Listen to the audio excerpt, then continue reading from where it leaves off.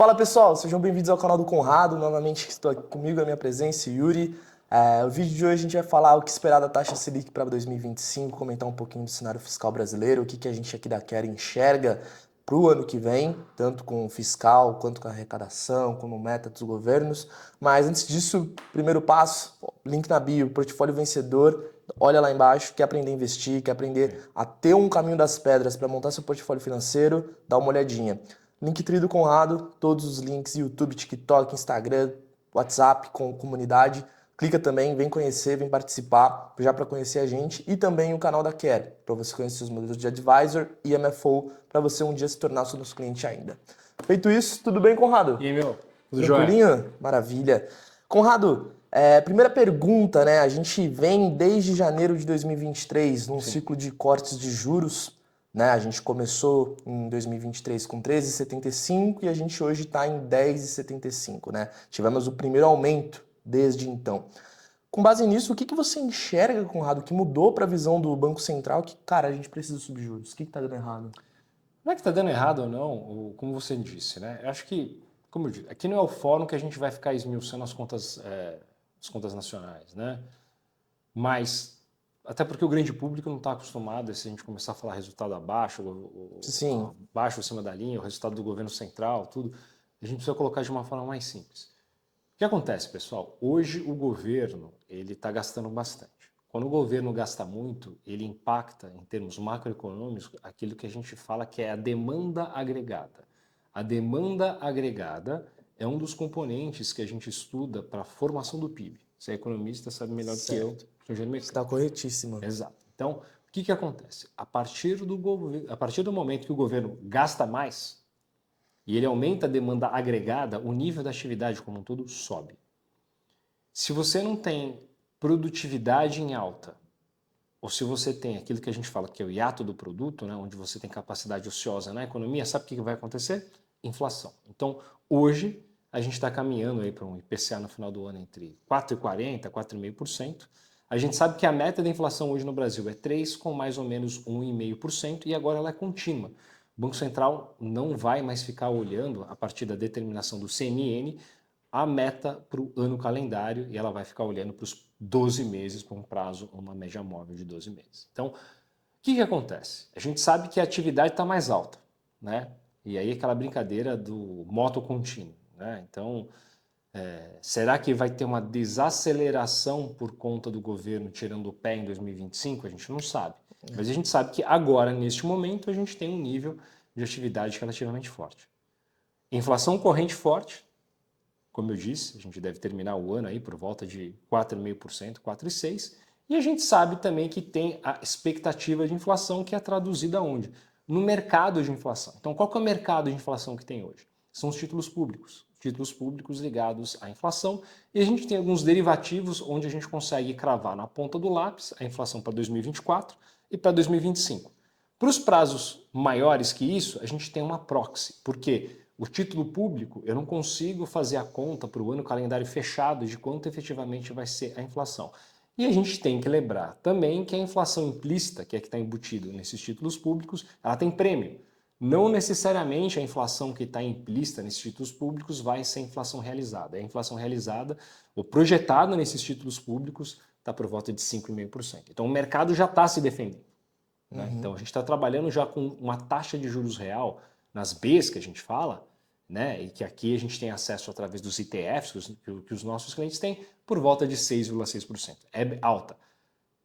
Tem um mantra que o mercado inteiro fala que NTNB mais 6 já é uma taxa para aplicar. Mas pode ser que fique mais caro. Tanto é que um questionamento que alguns clientes tiveram é que, como parte do nosso portfólio está em juro real e o juro real subiu, você vai ter um MTM, um impacto negativo de curto prazo, mas eu tenho certeza que a longo prazo, se a taxa de juros não cair, a gente vai ter um problema muito maior, que a gente vai estar discutindo se a dívida é sustentável ou não, e obviamente isso vai ficar para um outro vídeo e um outro fórum. Por que a taxa de juros está subindo, Yuri? A taxa de juros ela está subindo por conta da atividade apertada, Economia então, muito a aquecida, economia está desemprego aquecida, baixíssimo. a inflação de curto prazo está alta, a expectativa de inflação, o que os agentes econômicos têm, também está alta, a inflação futura embutida né? Mesmo aí descontando o prêmio, né? Porque o que está embutido nos títulos públicos de inflação não é exatamente o mercado está achando que a inflação será daqui para frente. É que tem um prêmio, tem risco. Então, para o mercado ser compensado pelo risco, ele embute isso.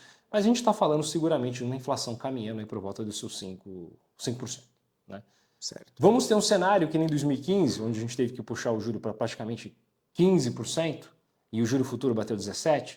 Não me parece ser esse cenário, mas aquele cenário de juro a 8, 9, esquece. A gente está falando aí numa taxa de juros nominal, pelo menos de 2 dígitos por um bom tempo.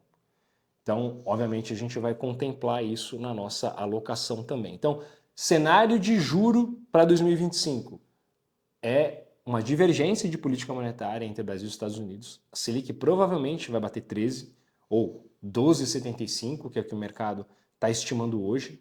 Chegou a estimar 13% entre sexta-feira e o dia de ontem, né? E agora cedeu um pouco. A gente tem pressões vindo de petróleo por conta de questões geopolíticas. A gente sabe que a atividade nos Estados Unidos, todo mundo estava extremamente preocupado com uma queda do nível de atividade ou no hard landing, né? Sim. Que seria um cenário de desaceleração mais rápida nos Estados Unidos. Isso acabou não se concretizando. Sim, Tá aí. veio Então, o payroll, essa semana também veio o tem payroll mais dados. forte, o juro de 10 anos dos Estados Unidos chegou a bater 3,68, a mínima, e agora está por volta de 4%, e obviamente isso acaba tendo um impacto também na precificação e em ativo de risco, não só nos Estados Unidos, como no resto do mundo, e aqui a gente não vai escapar imune a isso. Cenário de juros 2025 é Selic alta. É Selic alta? É. Ah, mas poxa, eu quero que o juro caia na marra, eu quero que o juro real seja mais Tem baixo. aquela briga lá, presidente contra Galípolo, né? Que vai Todo assumir mundo no final do quer. ano. Pessoal, o juro ele tem que estar no lugar certo.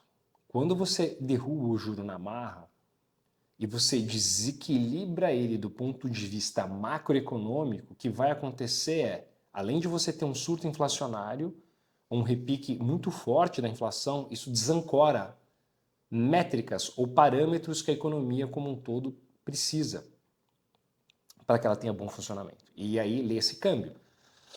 Perdão, se o juro cai na marra, aqui no Brasil, o principal alvo, o principal, digamos assim, a principal consequência vai ser essa taxa de câmbio subir bastante. Sim, a Né? gente Então viu uma alta do dólar. a gente vai estar realmente, se jogar, se o Galípolo ou o governo quiser derrubar esse juro na marra, a gente vai ter um impacto bem ruim na taxa de câmbio, aí vai ultrapassar 6 fácil. É o cenário base? Não. Eu ainda acho que esse governo vai adotar um certo grau de pragmatismo em relação à condução macroeconômica. Porém, até que o governo caia em si, o mercado pode piorar mais, e onde eu vejo a ponta mais fraca é no juro. Né? Então, por mais que a gente tenha tido, quando a gente fala de câmbio, o diferencial de juros importa, e as contas nacionais, naquilo que se refere de balanço de pagamentos, né? Então conta corrente, movimento de capital, também aqui não é o fórum para isso, a gente pode esmiuçar isso uma outra hora, mas a gente está tendo uma leve piora em termos de troca e conta corrente, e isso ajuda a ter uma pressão adicional no câmbio, e a gente sabe também que final do ano tem uma sazonalidade pior para o câmbio, porque as empresas acabam remetendo capital para a matriz ou investem, ou seja, tem uma sazonalidade ruim. Eu sou um pouco construtivo com o câmbio no médio prazo, não acredito num extremo desarranjo macroeconômico, mas a gente tem que ficar aí ligado caso a gente tenha uma mudança ou a gente tenha um BC menos ortodoxo na condução da política monetária, e aí a gente vai ter que ficar esperto e infelizmente é hora de cobrir posições Hora de compradas em real ou se vendidas em proteger. dólar, se Se proteger. proteger, É o né? cenário base? Cara, não é. Mas a nossa função aqui é justamente essa. Então, Mas e também tem cenário de juro é alto, cenário de juro não é tão baixo nos Estados Unidos, o Fed vai continuar cortando o juro. Não vejo um Fed Funds muito abaixo de 3,5, ainda mais com esse payroll. O mercado já está descontando, né? O mercado tinha uma alta probabilidade de mais um corte de 50 bases na próxima reunião. Ele não fez. Então, eu acho que o Fed, por incrível que pareça, ele é um pouco torcedor e fica um pouco refém das projeções de mercado, mas com esse non-farm payroll dificilmente ele vai dar 50, pelo menos essa é a minha opinião. E não tendo hard landing, isso é bom para ativo de risco. A melhor coisa é ele começar a cortar juros de uma forma paulatina e devagar. Isso vai acabar sendo bom para os mercados de uma maneira geral. Então o cenário é esse, Yuri. Minha visão é essa. certo. Então, assim, o que que a gente pode extrair de insight, né? Claro que não é Sim. uma recomendação de investimento, mas assim, por hora, como a gente não tem bola de cristal ainda, tá difícil de sair fazendo qualquer operação. Eu acredito que um pós-fixado vai continuar interessante, como segue sendo interessante, mas eu acredito numa alta do pós-fixado. Eu acho que, pelo menos para mim, o que eu devo fazer na física, eu devo fazer com os meus colegas é seguir um pouco a maior exposição em pós-fixado. Qual que é a tecnologia qual que é o diferencial da Care para as outras soluções do meio da pirâmide, né, que a gente falou no nosso vídeo anterior, né, na parte de Wealth Management e MFO. A gente não delega isso para um terceiro, né? E até fazendo auto-hate aqui, já antecipando o hate de alguém, a gente pode ser questionado se a gente tem capacidade de gerar alfa, mas eu afirmo para você que a gente tem. Então, não estou preocupado com isso, tenho certeza disso. Dado que a gente consegue pôr mais dinheiro no bolso dos nossos clientes com a nossa inteligência e tecnologia, é aquilo que a gente fala. É um absurdo você ainda não ser nosso cliente. Mais uma vez... Links estão na bio. Exato. Curso Portfólio Vencedor. Está aqui na descrição desse vídeo, você acessa lá. E na nossa alocação, a gente já está levando em conta um cenário altista de taxa de juros. Yuri, para você ter uma ideia, tá? Desde o começo de 2023, eu já estava com um cenário relativamente convicto de taxa de juros reais globalmente altas. Por N motivo. Para mim está mais do que claro que a gente vai entrar em um cenário aí de juro real alto, apesar de a gente estar cortando o juro nos Estados Unidos. Eu não vejo muito juro de curto prazo, o Fed Funds efetivo, eu também e não muito vejo. abaixo de 3,5% não. Tanto é que o 10 anos já voltou para 4%. Eu acho que a gente vai normalizar a parte da curva, né, a inclinação do 2 com 10 anos, mas assim, para você que é o meu assinante aqui do canal, você que está vendo, que me segue na comunidade, me segue no Instagram, nas outras redes sociais, o importante é que entender que a Selic, que o nível de taxa de juros ano que vem, ele vai ficar alto. Você não precisa ter pressa para ter posições pré-fixadas, né, onde você garante efetivamente uma taxa de juros e está correndo riscos de mercado, risco de duration, Sim, que a gente ainda fala. Então é um cenário de taxa de juros real alta. Boa parte da nossa alocação segue em pós-fixado. A gente tem aí umas apostas também em termos de juros reais e commodities e blockchain, e tudo isso a gente adequa para o seu perfil de risco. Para o perfil de risco. Então, nosso diferencial aqui é saber como construir um portfólio que é aderente aos seus objetivos, metrificado de acordo com aquilo que você quer, em termos de curto, médio e longo prazo, e ainda por cima a gente consegue desenhar de tal forma que do ponto de vista de volatilidade, de risco, está dentro do seu estômago. Isso que é mais importante. E liquidez também. Liquidez é fundamental e, como eu já disse, né, assim, acho que crédito, COI, produtos mais estruturados ou derivativos vai depender aí muito da sofisticação do cliente e de quanto de liquidez efetivamente que ele tem. Sim. Mas é isso. Basicamente, então, Conrado, a gente não vai ver uma coisa diferente de Selic em 2 dígitos, a não ser que o governo mude sua postura, né? A gente veja um Lula 3 totalmente diferente do que foi em 23 e 24, que eu acho difícil, sendo que a gente tem aí 25 no pré-eleitoral, né? O Lula, a gente não sabe quem que vai ser o candidato da esquerda em 2026, não sabemos se vai ser o Lula, quem vai ser, enfim. A gente tem um ano pré-eleitoral, em anos pré-eleitorais a gente está acostumado a ver o governo aumentando os gastos. Seja Bolsonaro, seja Temer, seja Dilma, a gente vê isso.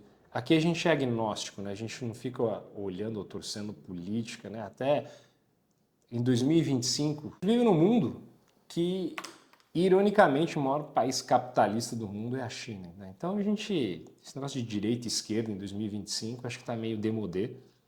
A gente olha muito mais em governos mais ou menos democráticos do que discutir modelo econômico, né? Mas o que eu quero dizer é, para a gente fechar e finalizar aqui, juro real vai ficar alto, lá fora o Fed não vai cortar tanto o juro assim, e aqui, bem ou mal, o governo vai ser obrigado a adotar um pragmatismo em relação à condução da política monetária. Então, isso para mim está muito claro. E é isso, Yuri. Fechado, então. O assunto desse vídeo está resolvido, Conrado. Muito obrigado pela participação. Até a próxima. Se inscreve, ativa o sininho, deixa um comentário, deixa uma curtida, compartilha com seus amigos, compartilha no trabalho e vem ser cliente da Care. Take care na escolha. Exato. Falou, até mais. Tchau, tchau.